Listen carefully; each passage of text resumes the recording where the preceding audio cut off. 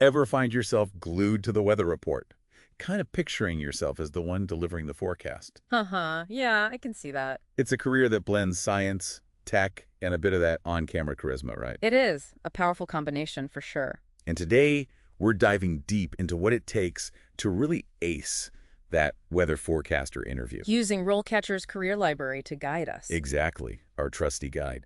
And a quick heads up for our listeners, this guide was just updated. November 2023, in fact. So we're working with the freshest insights. Gotta love up-to-the-minute intel. All right, let's imagine you've snagged an interview for your dream weather forecaster gig. What's that first question you absolutely need to be ready for? It's almost guaranteed they'll ask, what inspired you to become a weather forecaster? Seems like a simple one. It is, but it's also your big chance to showcase that passion, the passion that goes beyond just, oh, I like sunny days. Right, because anyone can appreciate good weather. What about you? What makes you tick as a future forecaster? Exactly. This is the time to share that defining moment. Maybe it was a childhood fascination with storms or, Ooh, a memorable encounter with like a powerful weather event. yes, or even how a forecaster's prediction once significantly impacted your life, weaving a compelling story, you see. That's what highlights your genuine interest and makes all the difference. It's like telling your own weather origin story. Showing them this isn't just a job for you, it's a deeply rooted passion. Okay, so you've shared that compelling anecdote. The interviewer's nodding along, impressed by your enthusiasm. What comes next? Be ready to dive into the nitty-gritty of the job. A common follow-up might be, how do you stay updated on the latest advancements in forecasting technology and meteorology? Got to prove you're not stuck in the era of the rain gauge, right? Exactly. It's crucial to showcase your commitment to continuous learning. Maybe mention specific publications, websites, online courses you follow to stay ahead of the curve. For example, are you familiar with the latest satellite systems? Like GOES 17, it captures those incredible hurricane I've images. seen those. They're amazing. Aren't they? Or maybe you've been following the development of new forecasting models. Highlighting this awareness, this is what demonstrates your dedication to professional growth. It's like saying, hey, I'm not just forecasting the weather. I'm forecasting my own career trajectory, right? Right. By always seeking out new knowledge and skills. Now, this is actually where RoleCatcher's AI can give you a real advantage. You see, its algorithms analyze countless job descriptions, identifying keywords, skills that employers in the field really value. So you can tailor your responses, emphasize your most relevant strengths, I'm guessing? Exactly. For each specific role, think of it as having like a personalized career coach, helping you fine-tune your pitch. That's handy. Okay, so back to those interview questions. You've established your passion, your commitment to staying current. What's next? Be prepared to showcase those analytical chops. Interviewers often ask, how do you interpret weather data and translate it into accurate forecasts? Time to geek out a little about the science behind those predictions. Yes, this is your moment. Demonstrate your understanding of those core scientific principles. We're talking atmospheric physics, thermodynamics. The intricacies of weather models, those data interpretation techniques. Precisely. And don't forget about the tech. Mention your proficiency with specific forecasting software, especially if it aligns with what they use. Like I've used this before, I can hit the ground running. Exactly. Imagine analyzing data from Doppler radar to track a squall line, or using GIS software, kind of like Google Maps, but for weather patterns. Highlighting those technical skills, it shows you're ready to go from day one. It's like saying, I'm not just here to read a script. I'm here to analyze, interpret, and predict with the best of them. Right. Okay, so you've aced the technical questions, but weather's full of surprises. Interviewers want to know you can handle the unexpected. How would you answer this one? Can you describe a time you had to adjust a forecast based on new information? Oh, that's a great one. Because weather is inherently unpredictable, this question probes your flexibility, your ability to think on your feet. It's like that moment you're all set for a sunny picnic and suddenly, bam, thunderstorm on the horizon. You got to adapt. Exactly. So think back to a situation where you had to revise a prediction. Maybe a cold front moved in faster than anticipated, or there was a shift in wind direction that really messed with the precipitation levels. That happens. It does, and that's what you want to show them you can handle. Walk them through your thought process. How did you gather new data, reevaluate the situation, and ultimately, how did you adjust your forecast? And this is another area where RoleCatcher can really help, right? It can. But practicing your answers with the platform's AI, you're getting personalized feedback on your delivery, your tone, your pacing. Making sure you come across as confident and composed, even when discussing those unforeseen challenges. Think of it as like a mock interview with a seasoned pro. They're pinpointing areas for improvement, helping you refine your responses for maximum impact. So you're not just memorizing answers, you're really learning how to articulate your thought process in a way that truly resonates with potential employers. You're presenting yourself as someone who can adapt, who can problem solve, and communicate effectively under pressure. Essential skills for any successful weather forecaster. Absolutely. Yeah. Okay, so far we've covered passion, we've talked about technical skills, adaptability. What other key qualities are those interviewers looking for in a potential weather forecaster? They'll want to see that you understand the gravity of the role.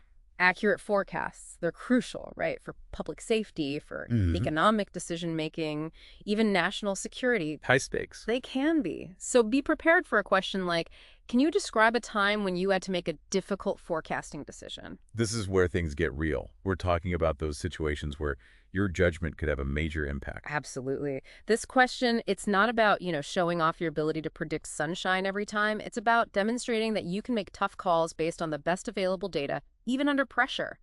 Right? Think back to a situation where you had to analyze some complex data, weigh those potential risks, and make a judgment call. So maybe issuing a severe weather warning. Yes. Or adjusting a forecast that ended up impacting a major event. Or even just deciding to go against what everyone else was saying, right? Exactly. It's about having the courage of your convictions, trusting your analysis. Now, even if the outcome wasn't perfect, what you want to do is articulate your thought process clearly, explaining how you arrived at your decision, the factors you considered. That's what will impress them. Showing them you're not just blindly following the data, you're thinking critically about it. Right. Okay. So we've talked about your passion, your technical skills, how you adapt to new information, your ability to make those tough decisions. But let's shift gears for a moment. Let's talk about connecting with a wider audience. Because it's one thing to, decipher those complex weather models. It's another to explain them in a way that's accurate but also engaging, right? For the average person. Exactly, making it relatable. Be ready for a question like this. How would you explain a complex weather phenomenon, like, let's say, a high-pressure system or a cold front, to someone with zero background in meteorology? This is where those communication skills really come into play. You got to be a bit of a weather storyteller. Exactly. Think about your favorite science communicators. Like Neil deGrasse Tyson explaining the cosmos or Bill Nye making science fun for kids. Oh, I love Bill Nye. Right. They use these relatable analogies, vivid imagery, maybe a touch of humor to make those complex topics accessible. So instead of saying barometric pressure, you might say something like, imagine the atmosphere pushing down on us like a giant invisible hand. Exactly. Or compare a cold front to, I don't know, a giant refrigerator door swinging through a room, bringing in that blast of chilly air. It's about breaking those concepts down, using language and imagery that clicks with a general audience. And RoleCatcher can actually help with this too, right? It can. Practicing your answers with its AI, you get that feedback on your clarity, your conciseness, your overall communication style. Like having a communications coach right in your pocket. They're helping you fine-tune your delivery, making sure those complex concepts are crystal clear. That's so helpful. Okay, we've covered a lot of ground here. Passion, technical skills, adaptability, decision-making, communication. But let's zoom out for a sec.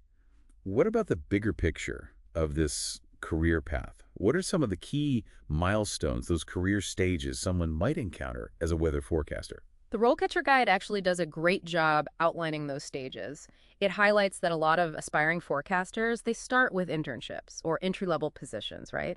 They're focusing on data collection, analysis, getting that hands-on experience with the various forecasting tools. It's like their apprenticeship in the world of weather prediction. Exactly. You're learning the ropes, you're assisting those senior meteorologists, you're getting your hands a little dirty with real-world weather data. Or maybe just a little damp. So then as you gain experience, expertise, you might move into roles with more responsibility, I'm guessing. Exactly. Developing forecasts for specific regions, timeframes, presenting your findings to colleagues, maybe even contributing to public weather reports. And this is another spot where RoleCatcher can come in handy, isn't it? Its AI analyzes tons of job descriptions. It identifies the skills and experience that are most valued at each of these stages. And that allows you to, tailor your resume, your cover letter, highlight those specific qualifications for the positions you're after. Like having a career strategist in your corner, helping you climb that ladder. Right. So you're not just sending out generic applications, you're crafting those targeted materials. Okay, let's fast forward a bit. You've got a few years of experience under your belt, you've honed your skills, you're ready for that next challenge. What does that look like? What's next for our ambitious forecaster? Well, as you move into those mid-level or senior forecasting positions, you might take on leadership roles, mentoring junior staff, for example, or collaborating with stakeholders from different industries.